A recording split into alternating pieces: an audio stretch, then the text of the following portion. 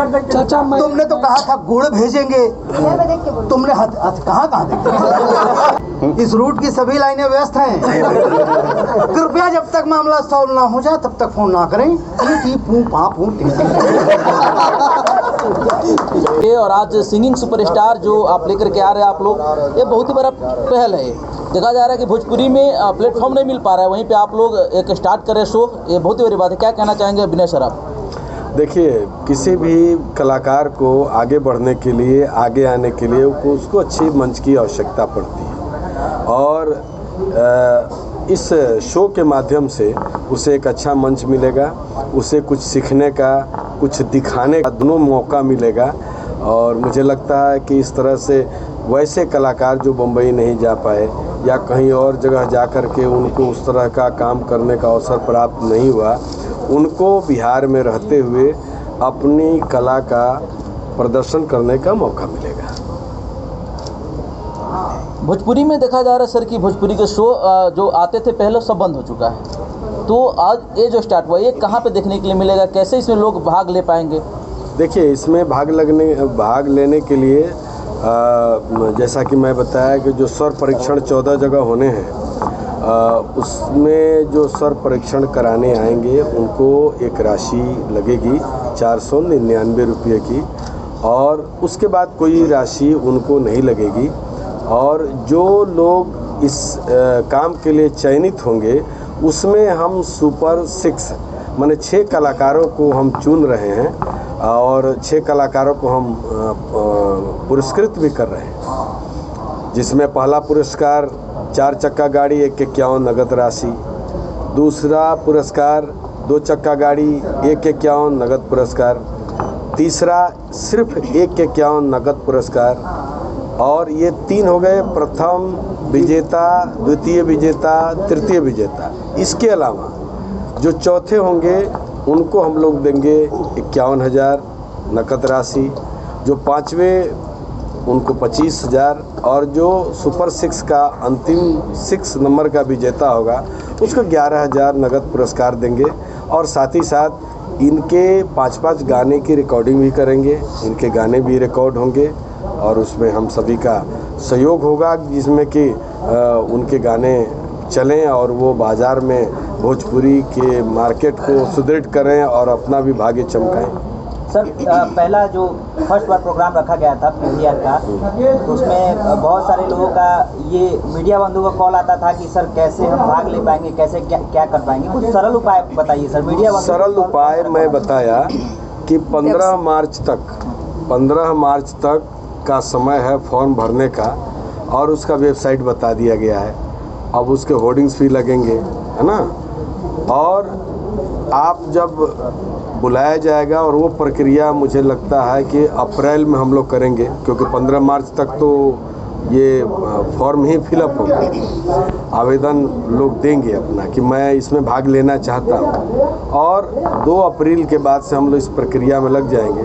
और जैसा अभी तक की स्थिति है, जैसी उस स्थिति के हिसाब से मई के समय में हमारा ये कार्यक्रम शुरू हो जाएगा, और हम लोग मई तक रिजल्ट निकाल देंगे कि बिहार, झारखंड और उत्तर प्रदेश ये अस्थायी फॉर्म भरने की भी कोई एक अस्थायी जगह होना चाहिए जहाँ पे ऑफलाइन फॉर्म भरा जा सके, क्योंकि बहुत सारे कलाकार ऑनलाइन नहीं कर पाएंगे। उसके बारे में हम लोग सोच रहे हैं, लेकिन अभी जो है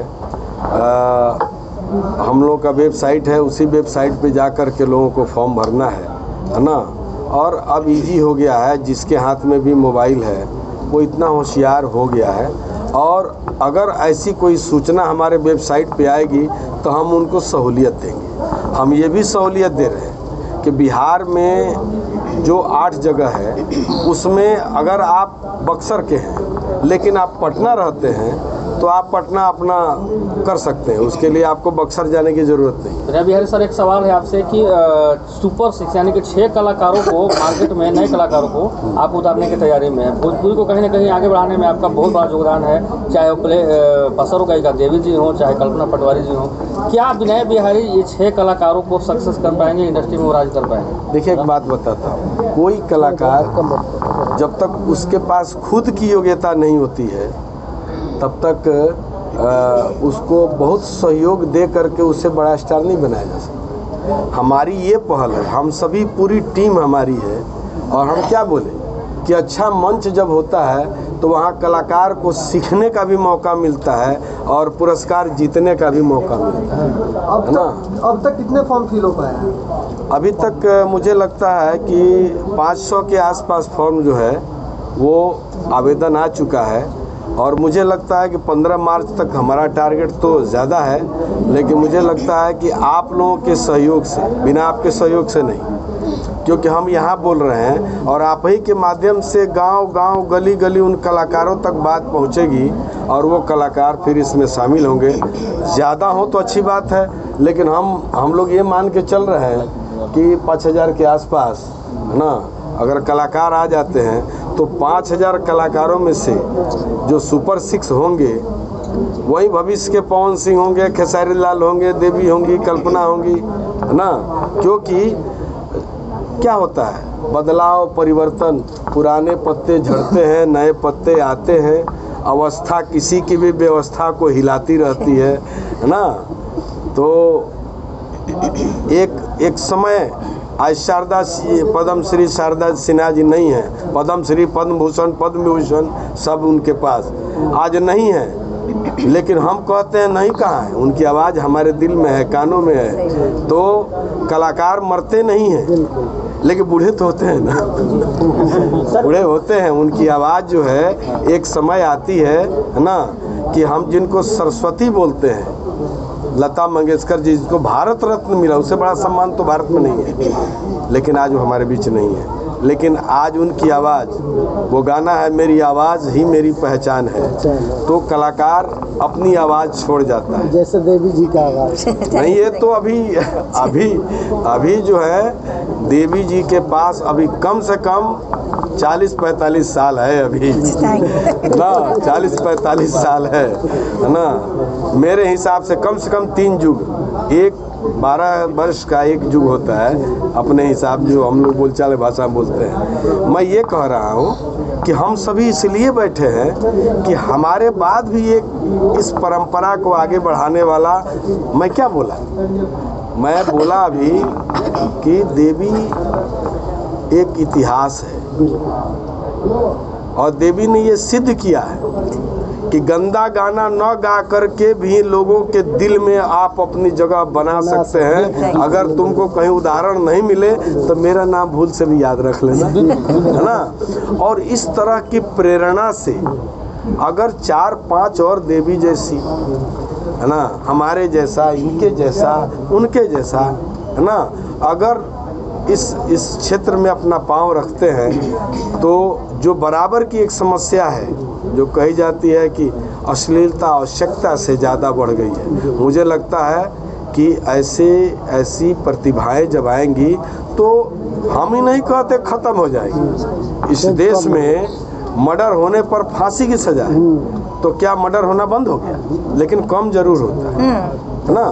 तो मैं ये ज़रूर कहूँगा कि जिस तरह से इसी बिहार में मैथिली एक बोली थी, भाषा का दर्जा प्राप्त की, और आज मैथिली में जितने गाने निकलते हैं, मुझे नहीं लगता कोई गाना अभी तक तो मेरे कानों तक मैथिली भाषा में अश्लील गाना नहीं है।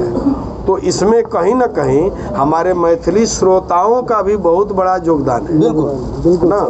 तो हम कहते हैं कि जब अच्छे लोग आएंगे तो कुछ अच्छी बातें तो अवश्य होंगी। देवी जी, नए कलाकार आ रहे हैं आपके इंडस्ट्री में, और नए कलाकारों को कहीं ना कहीं आप लोगों ने प्रोत्साहन दिया है, क्या कहना चाहेंगी आने वाली नई जनरेशन में? पहले तो बहुत बहुत धन्यवाद विनय बिहारी जी ने, इतने अच्छे से एक्सप्लेन किया, सारी बातें बहुत क्लियर हो गई हैं। और इस कार्यक्रम के माध्यम से हम लोग की यही कोशिश होगी कि बहुत सारी जो हमारे जो भोजपुरी के गाने जो कि बहुत विलुप्त हो चुके हैं, हमारी जो परंपरा के गाने हैं, तो हम लोग कोशिश करेंगे वैसे गीतों को हम लोग पब्लिक के सामने लाएं जो कि हमारी जो धरोहर है वो लोगों के बीच कायम रह सके।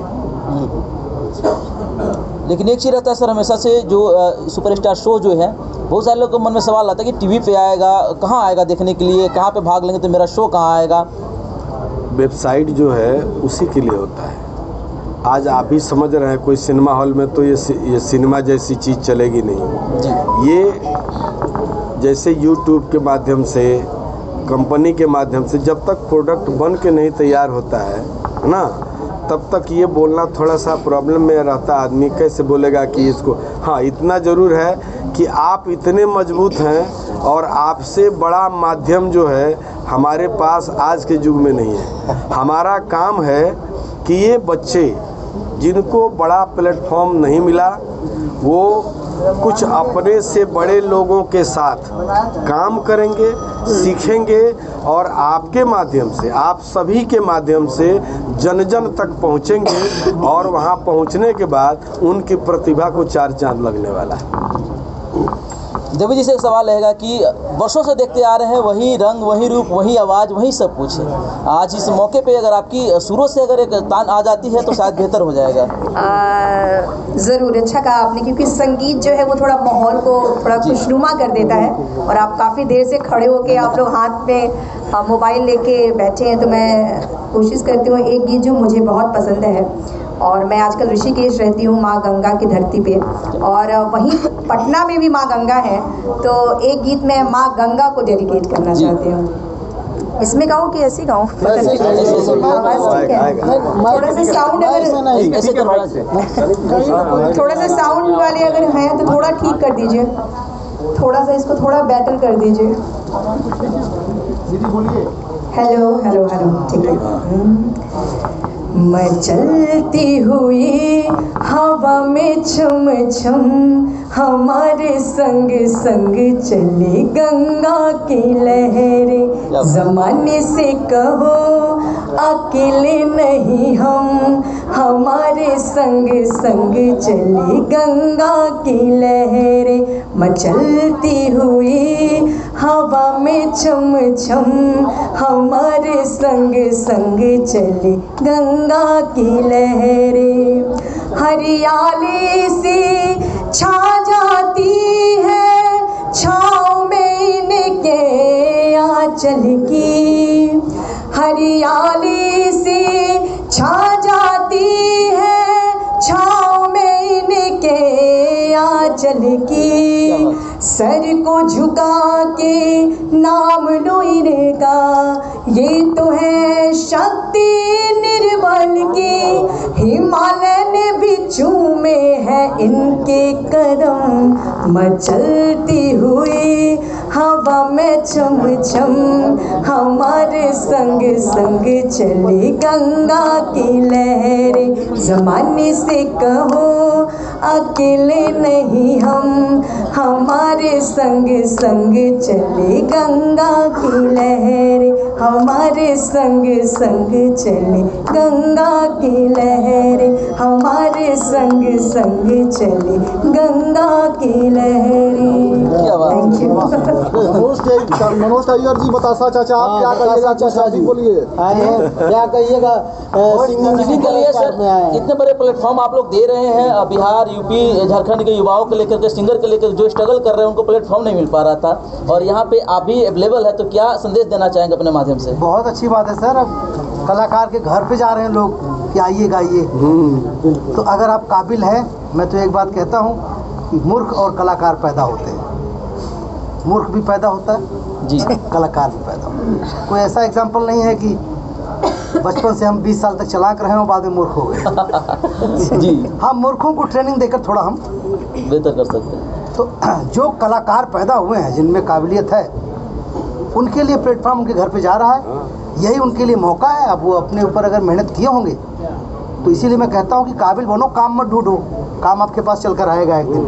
तो काबिल जो बने होंगे, जो वर्कआउट किए होंगे, जाएंगे वहाँ से। चाचा होस्ट कर रहे हैं, क्या वही अंदाज होगा कॉमेडियन टाइप का? वो देखिए, हमको अपना अंदाज नहीं पता, लेकिन हमको जो आता है वही करते हैं। आपका कुछ अंदाज दिखना चाहिए दर्शकों के भी। हाँ जी, वो तो दिखेगा, दिख ही रहा है। अभी कुछ दिखा दीजिए। अभी दिखा दे। हाँ, तो वो पाकिस्तान वाला सुने थे ना आप लोग? बोला, अरे भाई तुमने तो कहा था गुड़ भेजेंगे, तुमने कहाँ देखे? बोला तुमने हथियार भेज दिया। बोलता अरे भाई हमने तो गुड़ ही भेजा था, ससुर पाकिस्तान। बोलता दबड़ा उड़ा के मारूंगा दिल्ली से लेके वहाँ पटियाला तक। धमकी नहीं, इस रूट की सभी लाइनें व्यस्त हैं। कृपया जब तक मामला सॉल्व ना हो जाए तब तक फोन ना करें।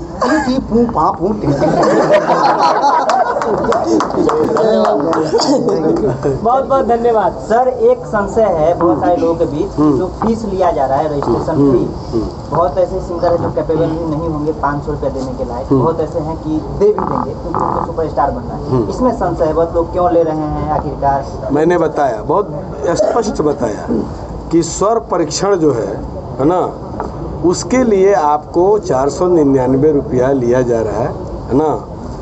बाद में आपको कुछ भी राशि नहीं देनी है।